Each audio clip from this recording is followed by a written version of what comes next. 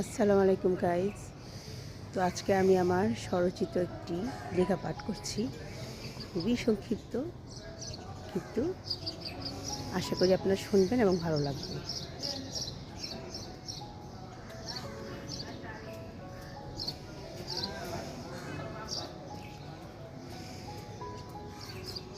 জীবন বড় ব্যস্তময়, হাতে নেই বাড়তি সময়। ঘড়িবাঁধা জীবনের সময়, তবু প্রিয়জনদের দিতে হয় সময়। প্রিয়জনদের ঘিরেই এই পৃথিবীতে বাঁচতে বড় ইচ্ছে হয়।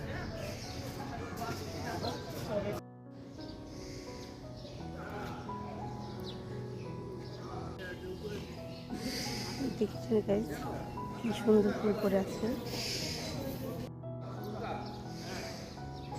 তো ভালো থাকবেন সবাই, সুস্থ থাকবেন। আসসালামু আলাইকুম, আল্লাহ হাফেজ।